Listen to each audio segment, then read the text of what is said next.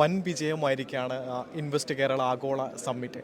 എന്ത് തോന്നുന്നു മുഖ്യ സംഘാടകൻ എന്ന നിലയിൽ? വളരെ ആത്മസംതൃപ്തി തോന്നുന്നൊരു ഭാഗമാണ്. നല്ല രീതിയിൽ നമുക്ക് വിജയിപ്പിക്കാൻ കഴിഞ്ഞു. മുഖ്യമന്ത്രിയുടെ നേതൃത്വത്തിൽ ഈ ഗവൺമെൻറ് ഒറ്റക്കെട്ടായി പ്രതിപക്ഷവും കൂടി ചേർന്ന് യൂണിയൻ ഗവൺമെൻറ് എല്ലാവരും കൂടി ഒന്നിച്ച് വന്നു കഴിഞ്ഞപ്പോൾ നല്ല ആത്മവിശ്വാസം സംരംഭക സമൂഹത്തിൽ സൃഷ്ടിക്കാൻ കഴിഞ്ഞിട്ടുണ്ട്. ഇത് കേരളത്തെ സംബന്ധിച്ചൊരു ഗെയിം ചേഞ്ചർ ആയിരിക്കും. ഇപ്പോൾ എത്ര നിക്ഷേപം വന്നു, നിക്ഷേപങ്ങൾ നല്ല രീതിയിൽ തന്നെ വന്നിട്ടുണ്ട്. അതിനേക്കാളും പ്രധാനം ഈ കേരളത്തെക്കുറിച്ചുള്ള ഒരു പ്രതിച്ഛായക്കകത്ത് വലിയ മാറ്റമുണ്ടായി.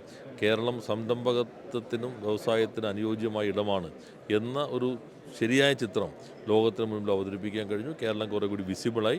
ഇനി നമുക്ക് കുറേ കൂടി മുന്നോട്ട് പോകാൻ സഹായകരമായിരിക്കും. സർക്കാർ പ്രതീക്ഷിച്ചതിലും അധികമാണോ നിക്ഷേപം വന്ന്? ഏകദേശം കണക്കായോ അതിൻ്റെ? അതെ, നേരത്തോടെ പ്രഖ്യാപിച്ചിരുന്നല്ലോ. നല്ല ആകെ കണക്ക് ലക്ഷം കോടിയിലധികം രൂപയുടെ നിക്ഷേപങ്ങളാണ് വന്നിട്ടുള്ളത്.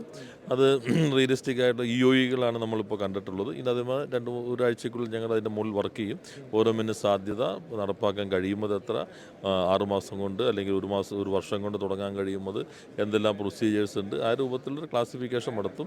അതിനുശേഷം മറ്റ് നടപടികളിലേക്ക് എടുക്കും. ഇത് ഇംപ്ലിമെൻ്റ് ചെയ്യുന്നതിന് ആവശ്യമായിട്ടുള്ള തുടർച്ചയായ പ്രവർത്തനങ്ങൾ ഉണ്ടായിരിക്കും. ഇവിടെ വന്ന വ്യവസായികൾ നമ്മളോട് പറഞ്ഞത് ഇത് എല്ലാ വർഷവും സംഘടിപ്പിക്കുകയാണെങ്കിൽ ഞങ്ങളെ സംബന്ധിച്ചിടത്തോളം ഗുണകരമായിരിക്കുമെന്ന് പറഞ്ഞിട്ടുണ്ട്.